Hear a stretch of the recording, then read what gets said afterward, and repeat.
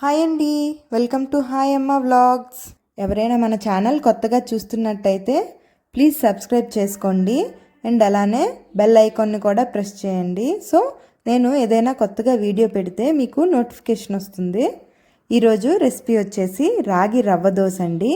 ఇది మార్నింగ్ బ్రేక్ఫాస్ట్గా కానీ ఈవినింగ్ స్నాక్గా కానీ మీ పిల్లలకి చేసి పెట్టండి. చాలా హెల్తీగా ఉంటారు. ఎందుకంటే ఇందులో హై అమౌంట్ ఆఫ్ కాల్షియం ఉండడం వల్ల పెరిగే పిల్లలకి బాగా యూజ్ అవుతుంది. వాళ్ళ బోన్స్ చాలా స్ట్రాంగ్గా అవుతాయి. పిల్లలకే కాదండి, పెద్దవాళ్ళకి కూడా చేసి పెట్టండి. వాళ్ళ బోన్స్ కూడా స్ట్రాంగ్గా అవుతాయి. ఎందుకంటే ఇప్పుడు బోన్స్కి కాల్షియమే కదండి ఇంపార్టెంట్. మన డైలీ ఫుడ్లో కాల్షియం అనేది కంపల్సరీగా తీసుకోవాలండి, కాల్షియం ఫుడ్స్. ఎందుకంటే కాల్షియం రిచ్ ఫుడ్స్ తీసుకోవడం వల్ల మనకి కాల్షియం పెరిగి బోన్స్ అనేవి స్ట్రాంగ్గా అవుతాయి. లేకపోతే కీళ్ళ నొప్పులు ఇటువంటి సమస్యలు వచ్చే అవకాశం ఉంటుంది.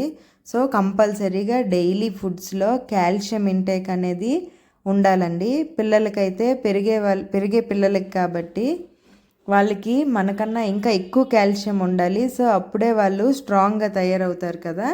సో రాగిలో కాల్షియం ఉంటుంది కాబట్టి డైలీ మనం రాగి జావ కానీ తోప కానీ ఇలాంటి పిల్లలకి అవి నచ్చకపోతే ఇలాంటి దోశలు కానీ చేసి పెడితే వాళ్ళు ఇష్టంగా తింటారు కదా. సో మరెందుకు ఆలస్యం, ప్రాసెస్లోకి వెళ్ళిపోదామా.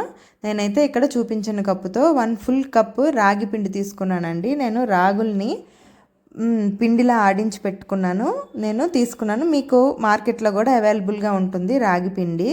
సో 1 కప్ రాగి పిండి తీసుకున్నాను. 1 కప్ సూజీ రవ్వ అండి, అదే అండి ఉప్మా రవ్వ అంటారు కదా, ఉప్మా రవ్వ తీసుకున్నాను. అండ్ 1/2 కప్పు గోధుమ పిండి తీసుకుంటున్నానండి. తీసుకొని కొన్ని పచ్చిమిరపకాయలు, కరివేపాకు రెబ్బలు, రుచికి సరిపడా ఉప్పు వేసుకొని మజ్జిగతో కలుపుకోవాలండి. నేను ఇక్కడ ఒక 1/2 లీటర్ మజ్జిగ ముందే చేసి పెట్టుకున్నాను. ఆ మజ్జిగని కొంచెం కొంచెం వేసుకొని బాగా పల్చగా కలుపుకోవాలండి.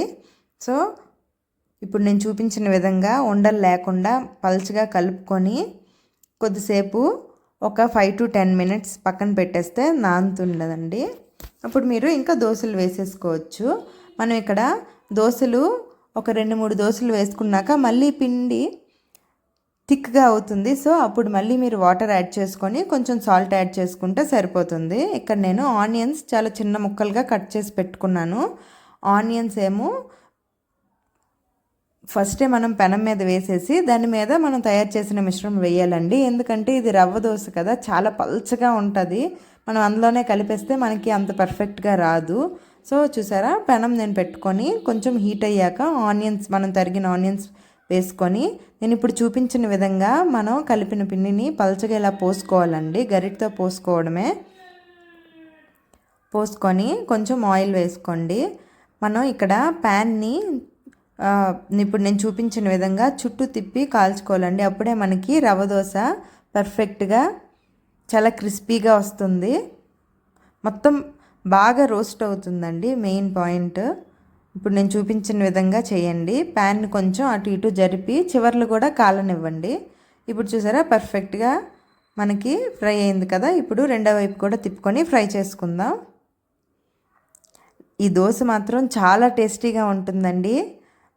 టేస్ట్లో అయితే కాంప్రమైజ్ అవ్వాల్సిన అవసరమే లేదు. మీకు మామూలుగా మైదా పిండితో ఎలా అయితే టేస్ట్ వస్తుందో అలానే ఉంటుంది, అంత బాగుంటుందండి. మరెందుకు ఆలస్యం, ట్రై చేసి ఎలా వచ్చిందో నాకు కామెంట్ చేసి చెప్పండి. Thanks for watching.